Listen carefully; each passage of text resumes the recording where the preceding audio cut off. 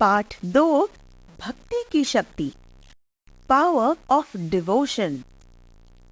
पाठ परिचय, chapter introduction.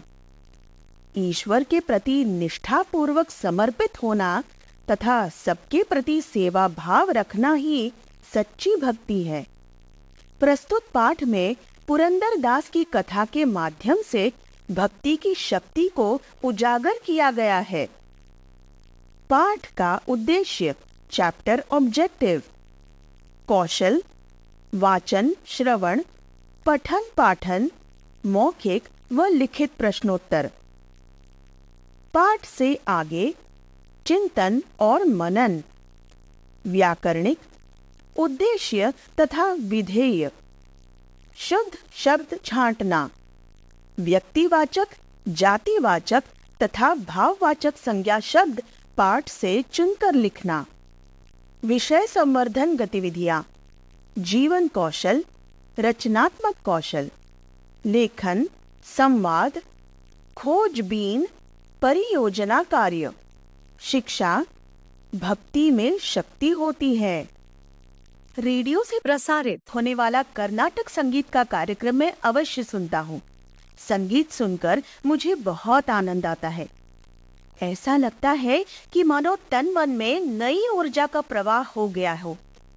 इसी कार्यक्रम के अंतर्गत एक दिन पुरंदरदास का गीत सुनाया जा रहा था, लंबोदरा लकुमी करा, और गा रही थी सुब्बुलक्ष्मी। मैं आंखें मूंद कर बैठ गया और आनंद लोक में तैरने लगा। मुझे पता ही नहीं चला कि कब पिताजी कमरे में आए और मेरे पास बैठ गए। जब सुब्बुलक्ष्मी का स्वर बंद हुआ तो मैंने आंखें खोली। पिताजी मेरे बगल में ही बैठे थे। उनके चेहरे से लग रहा था कि उन्होंने भी गीत का आनंद लिया। जानते हो ये पुरंदरदास कौन थे? उन्होंने पूछा। मैंने कहा, प्रसिद्ध संगीतकार थे। संगीतकार तो थे, पर उनके संगीतकार बनने के पीछे एक रोचक कथा है, पिताजी ने कहा। मैंने उत्सुकता पूर्वक कहा, पिताजी सुनाइए ना। पिताजी ने कथा सुनाना प्रारंभ किया। पुरंदरदास का बचपन का नाम नारायण था। उनका जन्म सन 1484 में हुआ था। पेशे से वे व्यापारी थे। पैसा कमाने और बनाकर रखने में वे बड़े निपुण थे। बहुत ही कम समय में उन्होंने इतना रुपया कमा लिया कि लोग उन्हें नवकोटि नारायण यानी कि 9 करोड़ वाला नारायण कहने लगे। इस 9 करोड़ी जैसा कंजूस भी कोई न था। कभी किसी को एक सिक्का या एक मुट्ठी अनाज भी उन्होंने नहीं दिया। एक बार एक गरीब ब्राह्मण उनके पास आया। उसे अपने बच्चे का जनेऊ संस्कार करना था। वह बहुत गिड़गिड़ाया, मिन्नतें की, पर नवकोटि नारायण का दिल न पसीजा।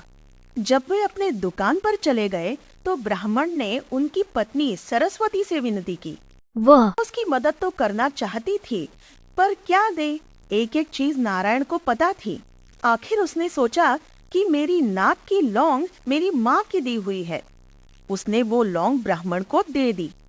ब्राह्मण उसे बेचने के लिए नारायण की दुकान पर ही गया। नारायण उसे देखते ही पहचान गया।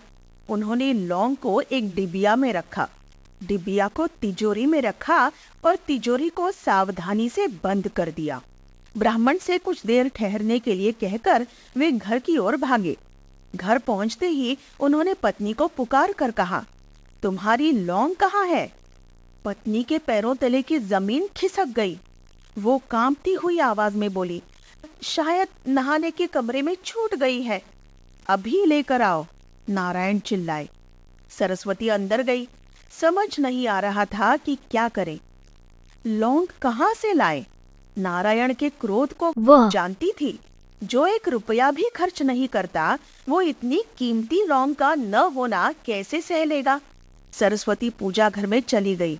वो भगवान के सामने झुककर बोली, मेरी मौत तय है। हे भगवान, अब तो आप भी नहीं बचा सकते। तभी उसे हल्की सी आवाज सुनाई दी। उसने चौंक कर देखा, पूजा की थाली में वही लौंग पड़ी थी। उसने लौंग उठाई और लाकर पति के हाथ में रख दी। लौंग देखते ही वो हैरान हो गए। वे तो सोच रहे थे कि पत्नी ने उनसे झूठ बोला है। लौंग लेकर वे उल्टे पांव दुकान पर आए। ब्राह्मण वहीं बैठा था। नारायण ने तिजोरी खोली और डिबिया निकाली। डिबिया खोलते ही वे चौंक गए। उसके अंदर से लौंग गायब थी। नारायण के आश्चर्य का ठिकाना न रहा। ब्राह्मण से पूछने के लिए नजर उठाई तो देखा ब्राह्मण भी वहां नहीं था। उन्होंने दुकान बंद की और घर चले आए। घर पर पत्नी ने उन्हें सब कुछ सच सच बता दिया। तब नारायण को लगा कि भगवान ने उनके लिए कुछ और ही निर्धारित कर रखा है। उन्होंने अपनी सारी संपत्ति दान कर दी और पंढरपुर विट्ठल भगवान की शरण में चले गए। फिर वे व्यास राय के शिष्य बन गए। अब वे दिन रात भगवान का नाम लेते, भजन बनाते और उन्हें गाकर सुनाते। धीरे धीरे लोग उन्हें पुरंदर दास के नाम से जानने लगे। हाथ में तंबूरा लिए, गले में तुलसी की माला पहने पुरंदर दास दिन भर कीर्तन करते रहते। सूरदास की भांति पुरंदर दास ने भी श्री कृष्ण की विभिन्न लीलाओं पर भजन लिखे हैं। उनके भजनों में वेद, उपनिषद तथा भगवत गीता की झलक मिलती है। कहा जाता है कि पुरंदरदास के द्वारा निर्मित भजनों की संख्या लगभग 4.25 लाख थी। कहानी मुझे बहुत अच्छी लगी, पर लौंग वाली बात पर मैंने पूछा, पिताजी यह कैसे हो सकता है कि लौंग तिजोरी से पूजा की थाली में पहुंच गई? विज्ञान भी इसे नहीं मानेगा। पिताजी बोले, मैं समझता हूँ इसका वैज्ञानिक कारण बताना मुश्किल है, पर बेटे विज्ञान भी मानता है कि कभी कभी चमत्कार होते हैं। ऐसे चमत्कार जिनमें कार्य कारण संबंध नहीं होता। दुनिया के सभी धर्म मानते हैं भक्ति में अद्भुत शक्ति होती है।